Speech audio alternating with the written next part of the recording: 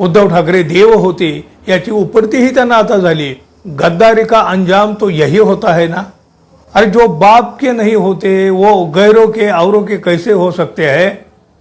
बाळासाहेबांनी ज्यांना घडवलं वाढवलं त्यांनीच बाळासाहेबांच्या मुलाला वर्षावरून बाहेर काढलं।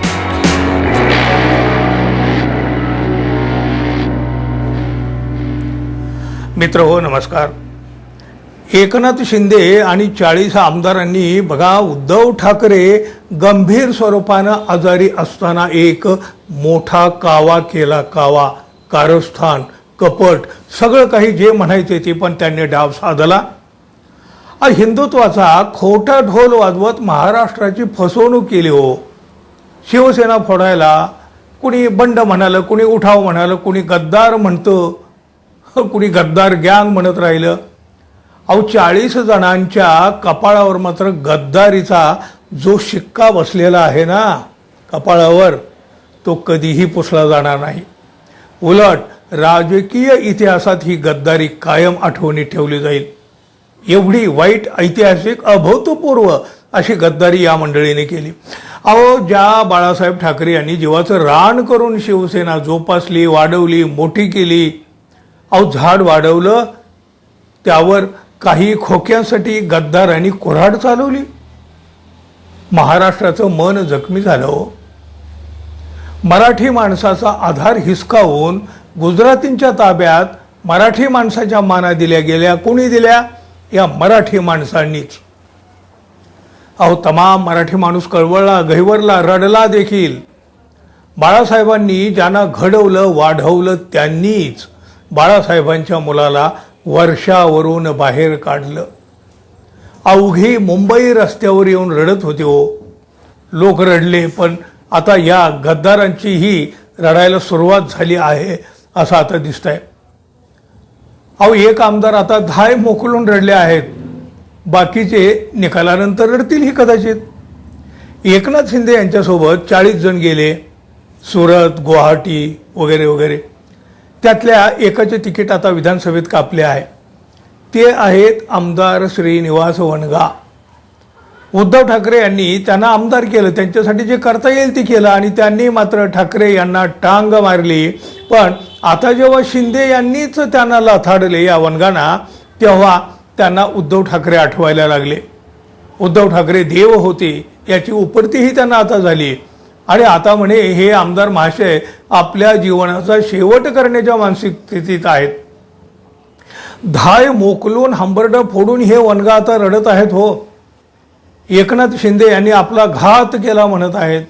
वनगा साहेब, गद्दारी का अंजाम तो यही होता है ना।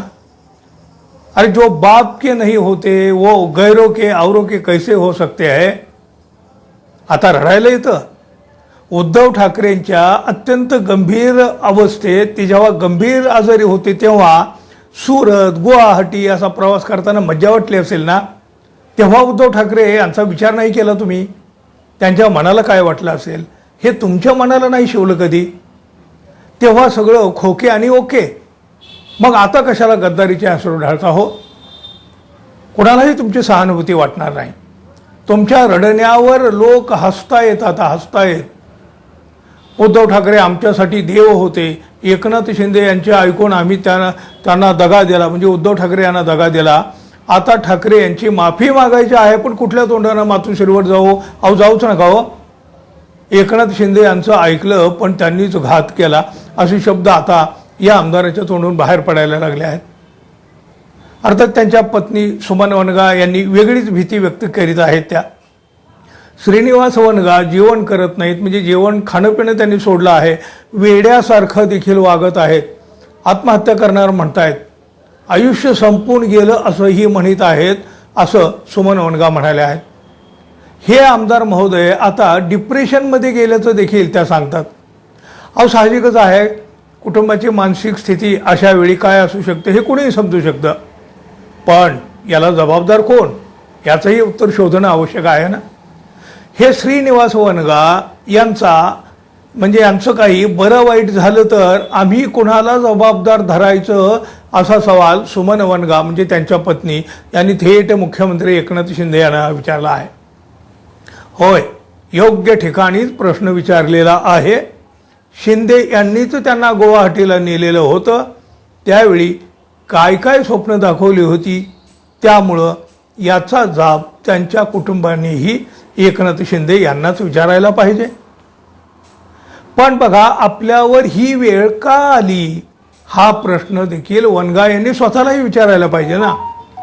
अहो, त्यावेळेला खोक्यावर बसून गुवाहाटीला जात असताना ज्या गुदगुल्या होत होत्या ना, त्या देखील आता आठवल्या पाहिजेत.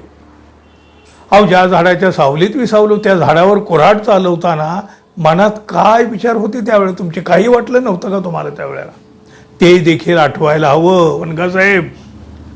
अहो वनगासाहेब, तुम्ही आता जात्यात गेला आहात, बाकीचे सोबत आहेतच, तेही लवकरच जात्यात जातील आणि पीठ पडेपर्यंत भरडले जातील. थोडी वाट पहा.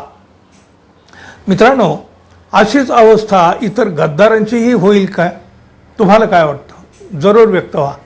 आणि हो, आपण अजून आपल्या चॅनलवर नवीन असाल किंवा अजून आपल्या चॅनलला सबस्क्राईब केलं नसेल तर कृपया सबस्क्राईब करावं ही अपेक्षा आहे. धन्यवाद. पुन्हा भेटू. तोपर्यंत नमस्कार.